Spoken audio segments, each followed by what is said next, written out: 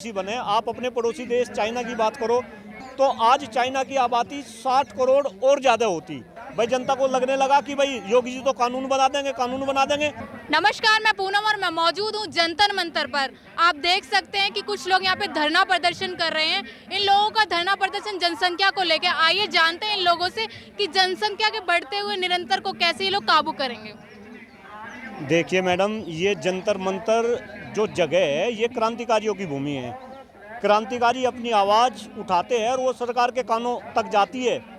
इसी बात को ध्यान में रखते हुए आज जंतर मंतर के ऊपर बढ़ती हुई जनसंख्या को कंट्रोल करने के लिए देश में जल्द से जल्द और सख्त से सख्त जनसंख्या नियंत्रण कानून बने, उसी को लेके ये लोग यहाँ पर आंदोलन कर रहे, अनशन कर रहे और हम लोग भी इन लोगों के बीच में हैं। किस तरीके के कानून बनने चाहिए सर जनसंख्या को लेके? हाँ देखिए मैडम, कानून बनना चाहिए कि देश में एक ऐसी पॉलिसी बने। आप अपने पड़ोसी देश चाइना की बात करो, चाइना ने कभी 70 के दशक में वन चाइल्ड पॉलिसी को लागू किया था और आज अगर चाइना वर्ल्ड की सेकंड नंबर की अर्थव्यवस्था है तो कहीं ना कहीं, चूंकि आप युवा पत्रकार है, आप उसके ऊपर R&D करके देखो। अगर चाइना अपने देश में उस कानून को न लाता तो आज चाइना की आबादी 60 करोड़ और ज़्यादा होती। तो अगर जितनी आबादी होगी, संसाधन सीमित है, तो कहीं ना कहीं आबादी को रोकने के लिए सरकार को हिंदुस्तान के अंदर भी, हम तो कह रहे हैं, 2 बच्चों का कानून लेकर आए जो सभी जाति धर्म संप्रदाय के लोगों पर समान रूप से लागू हो और सरकार देश की आबादी को कहीं ना कहीं कंट्रोल करे। सर जैसे योगी जी भी तो एक कानून लेके आए थे कि हम दो हमारे दो, लेकिन वो कानून अभी तक लागू नहीं किया गया। हाँ तो ये तो आप योगी जी से पूछो। अगर योगी जी कानून लेकर आए, पहले तो बात मेरी जानकारी में ऐसा है नहीं, क्योंकि पिछले 10 साल से मैं भी जनसंख्या नियंत्रण कानून के लिए अलग अलग प्लेटफॉर्म से अपनी मांग को उठा रहा, तो योगी जी ने केवल कानून की बात कही लेकिन वो कानून लेकर नहीं आए। अगर मैं योगी जी की बात कर रहा तो यूपी के अंदर अभी 1 साल पहले चुनाव हुए थे, चुनाव से पहले जनसंख्या नियंत्रण कानून की बातें होने लगी थी। ये तो एक्चुअली कहीं ना कहीं सरकार के एजेंडे होते हैं कि वो जनता के बीच में ऐसा स्वरूपा फेंक दें। भाई जनता को लगने लगा कि भाई योगी जी तो कानून बना देंगे, कानून बना देंगे, लेकिन अब तक तो वो कानून बना नहीं। और मैं तो कह रहा, योगी जी कानून क्यों बना देंगे? क्या केवल और केवल जनसंख्या नियंत्रण उत्तर प्रदेश के लोगों को चाहिए? क्या उत्तर प्रदेश में ही जनसंख्या कंट्रोल होनी चाहिए? अरे ये जनसंख्या का जो मुद्दा है ये उत्तर प्रदेश का नहीं, ये तो राष्ट्रव्यापी मुद्दा है।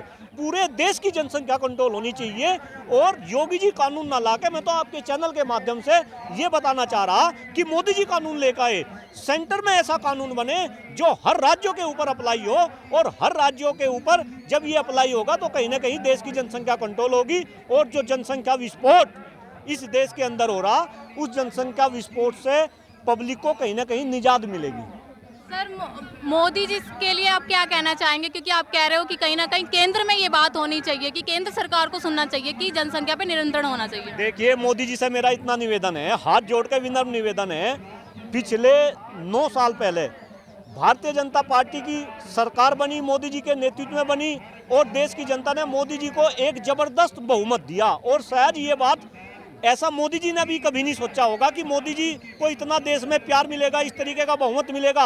और भारतीय जनता पार्टी की सरकार को 140 करोड़ लोगों ने कहीं ना कहीं सत्ता परिवर्तन के लिए उनको लेके नहीं आए थे, हम सब लोग उनको व्यवस्था परिवर्तन के लिए लेकर आए थे और जनसंख्या नियंत्रण कानून भी उसी व्यवस्था परिवर्तन का एक हिस्सा था। लेकिन मैं आपसे पूछ रहा, क्या इस देश में व्यवस्था बदली? क्या अगर इस देश में व्यवस्था बदलती तो जनसंख्या की समस्या खराब होते हुए पर्यावरण की समस्या, आज युवा है, युवा बेरोजगार है, बेरोजगारी की समस्या, ये सारी की सारी समस्याएं 9 साल में दूर हो जाती। लेकिन मोदी जी ने भी व्यवस्था तो बदली नहीं, तो कहीं ना कहीं अब मोदी जी को भी सोचना पड़ेगा। और मोदी जी तो कहते हैं ना कि खुद का व्यवसाय करो, नौकरियों के चक्कर में मत पड़ो। आप एक बात बताओ, मोदी जी के कहने से कुछ बात हो रही क्या? आप तो युवा है, इस देश के अंदर आज पूरे वर्ल्ड के सबसे ज्यादा युवा है और आप देखते होंगे मोदी जी जहाँ भी जाते हैं वो छाती खोल कर इस बात को कहते हैं कि मेरा देश युवाओं का देश है। लेकिन मैडम आज युवाओं के पास है क्या? अरे युवाओं के पास, मैं तो बार बार बोलता हूँ, आज सांस लेने के लिए हवा नहीं बची, पीने के लिए पानी नहीं बचा, खाने के लिए शुद्ध खाद्यान्न नहीं बचा, इस देश की शिक्षा व्यवस्था अच्छी नहीं बची। और मोदी जी कह रहे कि भाई इस देश के युवा रोजगार कर ले, वो बिजनेस कर ले, व्यवसाय कर ले। व्यवसाय के लिए भी पैसा चाहिए, व्यवसाय के लिए भी माहौल चाहिए, व्यवसाय के लिए भी टेक्निकल स्किल चाहिए, व्यवसाय के लिए भी अच्छी शिक्षा व्यवस्था चाहिए। मैं तो आपसे ही पूछना चाह रहा, क्या आज गरीब का बच्चा पढ़ सकता है क्या जी? पढ़ सकता है सरकारी क्या? स्कूल में तो सर पढ़ सकता है पढ़ कहीं ना सकता कहीं। है सरकारी, लेकिन सरकारी स्कूल में किस टाइप की शिक्षा व्यवस्था है? अगर आपका बच्चा हो, अगर आपका भाई हो, बहन हो, आप मुझे बताओ, आप उसको सरकारी स्कूल में पढ़ाना चाहेंगे या प्राइवेट स्कूल में पढ़ाना चाहेंगे? सर कहीं ना कहीं स्कूलों की शिक्षा तो सुधरी है ना पहले से, जैसा कि अब केजरीवाल के आने से दिल्ली में कितने सारे स्कूल खोले गए।